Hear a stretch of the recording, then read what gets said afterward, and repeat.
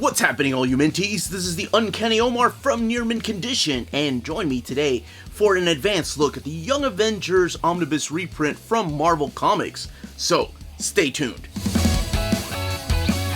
Before getting started, a huge thank you to David Gabriel and the folks at Marvel for sending us an advanced copy of this new printing of the Young Avengers by Gillen and McKelvie. So this book is due out in the direct market on November 10th, and the book market on November 10th. That's right, book market and direct market are going to be the same date now because of the new distributor, Penguin Random House. So what we're looking at here is the direct market cover.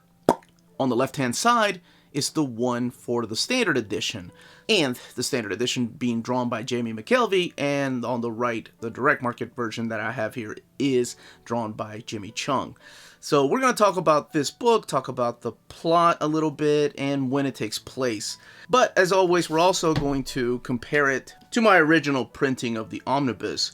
So looking at the covers, of course they're different. This was the direct market cover for the first printing by Brian Lee O'Malley. The blurb is still the same, an epic mixtape for Marvel Comics. It's a great way of putting it. Here we have the spines. As you can tell, the book was always thin because it's only 15 issues. Well, plus the .1 issue. In my spine was misaligned from my original printing. The image down at the bottom is of Kid Loki on the new printing and of Hulkling in the original printing. And then the backs of the books. Now, the original printing retailed for $49.99, and the new printing is $75. Both of them rated T+. Same blurbs, just different font, and it's a different font that they're using for the description of the story. Under the dust jacket is the exact same logo, Young Avengers. I don't know if this is a misprint with my original printing, but this is completely blank. Meanwhile, the spine of the new printing actually has Young Avengers and then the creators down there. And then the back of the books having the same image. I believe this is the cover to issue number 3 or 4. I've always been a big fan of this obscure, weird image. Alright, let's take a look inside of the new printing, talk a little bit about the story, when it takes place, and then compare it to the binding of the first printing. So opening it up here, we have some purple bookend pages, Young Avengers. This is by Kieron Gillen and Jamie McKelvie, but also Mike Norton, Matthew Wilson supplying all the colors, Kate Brown helping in for an issue, and then a bunch of different artists for the final 2 issues. So it all kicks off with this issue right here, or this material from Marvel Now .1, which introduces us to the character of America Chavez and how she ends up meeting up with Kid Loki here. And this is the kind of panel layout you're going to be seeing in here, and it is phenomenal to say the least. This is the same 2 people that worked on The Wicked and Divine. So it's that kind of beautiful artwork and just chemistry when 2 creators get together and they sync so well.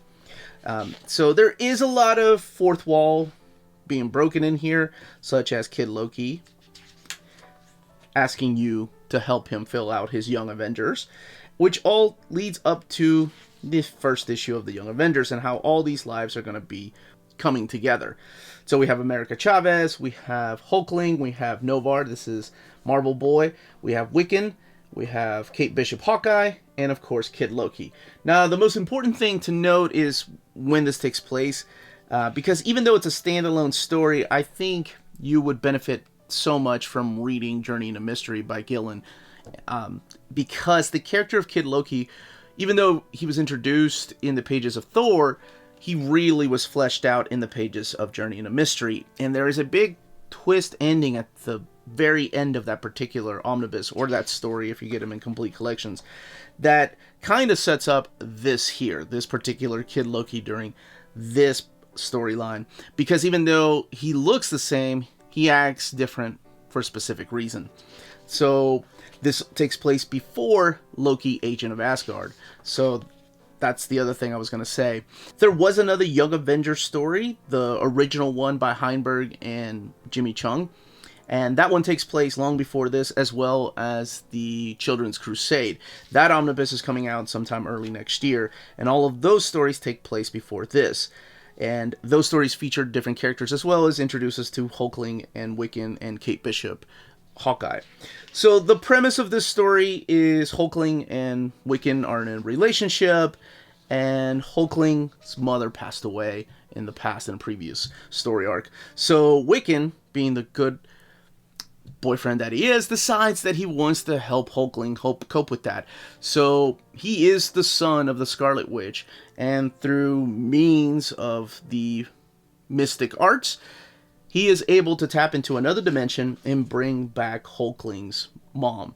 However, Kid Loki knows that this is not a good idea, and that's what his role is in all of this with America Chavez, who is a multi-dimensional hopper, if you will, and that's actually her power.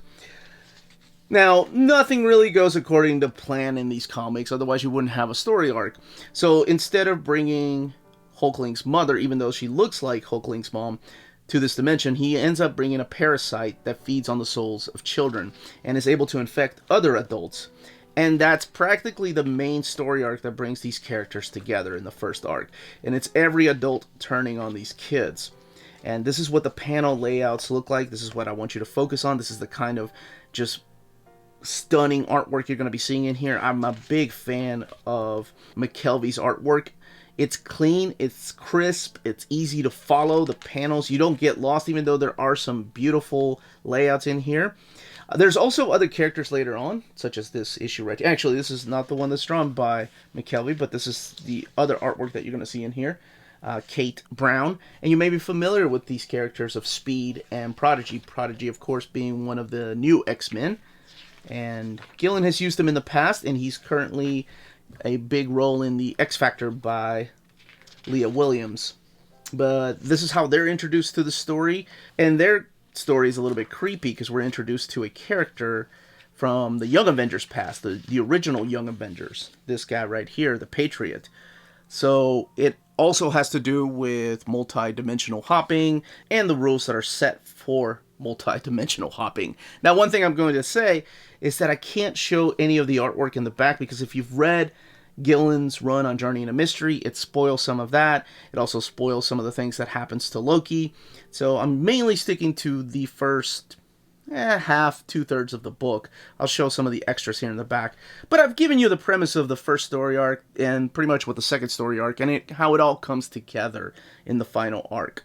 And most of this drawn by McKelvie, with the exception of issue number 6, and then the final issue, or 2 issues, which is the epilogue issues.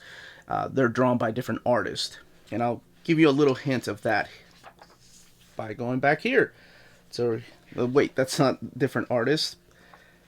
Here we go. This is what some of the final art looks like. I just had to make sure I didn't spoil anything major.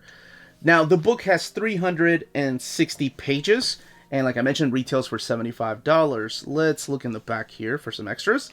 So we have some variants, of course. This is the Brian Lee O'Malley one that I said they used for the original direct market cover. This is the Scotty Young variant. Stephanie Hans, who's, I think, currently working with him on Die. Trad Moore. David LaFuente. Jimmy Chung, or Jim Chung, I'm so sorry. I'm so used to calling him Jimmy Chung.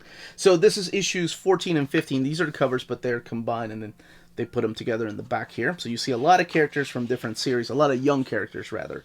And then, as always, I don't know if you're familiar with this or not, but when Gillen writes a series, he loves to give people suggested playlists to listen to while you're reading his books. I think that's really cool. And here are some suggested playlists.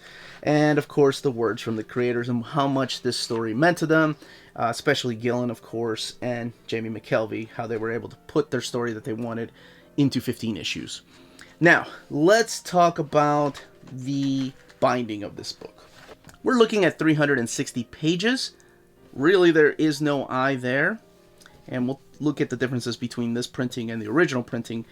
And this is printed at the iMac printer. And the original printing that we're looking at here is printed at the Donnelly printer. Little bit of an eye compared to this new printing. And normally, when it's 360 pages, it's not that big of a deal. But there are a lot of spread pages in this particular story, such as this one here. So For example, the character of Noir, which, by the way, I love the way that he writes him. He's so pompous and such an ass, but I love his character. Kind of the way that Grant Morrison wanted to keep writing the character. But anyway, so you see him here dual wielding, but you don't see his face. Like, you have to really pull down to see his face. You know, that's just one of the few spread pages. They're not all. I think this is the worst case of the spread page. This and the title, which is right here, which is style over substance, but you can't see the U or all the U right there. Not a big deal to a lot of people, but I just wanted to point that out. By the time you get, you know, further into the book, the actual spread pages look a lot better. And it's not like the original printing is that much better. I mean, it's a little bit better, but not that much better. You still have to hold down, but at least you can see his whole face by holding it down. Now, let's do a quick comparison. And before opening them up to show you a comparison of how they lay over, I did want to showcase the way the books look and how similar they are in thickness, with the original here on the left-hand side, of course. Since I haven't done it so far into this episode, I want to thank our patrons for making videos like this possible. I've been wanting to get a camera like this with a wide lens so I can do a proper comparison. But here we are with the original printing on the left-hand side and the new printing on the right-hand side. The very first thing I want to point out is the paper quality.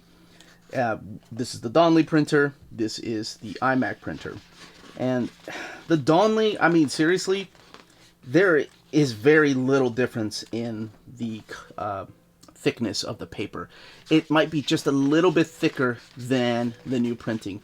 The new printing, and I've noticed this from the iMac printers, sometimes in their pages, you feel a little bit of the grit from just the panels popping up a little bit from the printing, because it's just fresh off the press, I guess. And the other thing you may notice right now is, of course, the colors are a lot more vibrant and darker here in the new printing. America Chavez looking really dark right here compared to the way that she looks in the original printing. And I'm just going to show a few pages. Mainly, let's look at some of the spreads to kind of give you an idea. Of course, the obvious one that I pointed out earlier with Novar's face in the middle, how it's just a little bit better in the original printing instead of the new printing right there. Colors, as I mentioned, are a little bit darker in the new printing. And this is what I wanted to look at. So the way that the book lays over, in the original printing, you get less of a gutter loss, whereas here, you get some gutter loss. Because, well, you don't have that inner spine flexing here. And on top of that, it's just the way that the book is laid over in this binding. Not that big of a deal for a lot of people, I know, but people do want me to look at the differences. Let's look at another one. One of my favorite spreads from the book. Oh, I love these pages. But just again, the way that the book lays over here compared to the way it lays over on the original printing. Not that big of a difference to some people, but it does bother others.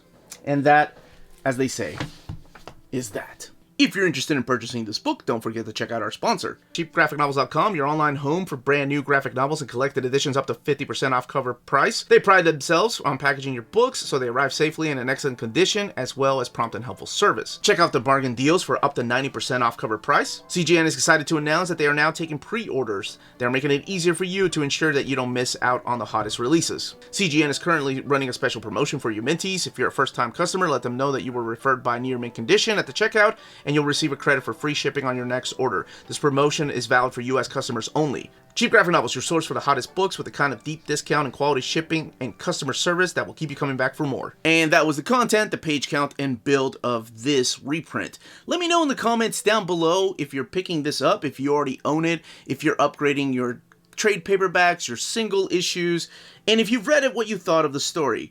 Again, this was the Uncanny Omar. Thank you all so much for watching. Don't forget to hit that like button, subscribe if you haven't subscribed yet, ring that bell for notifications to let you know when our videos are going live.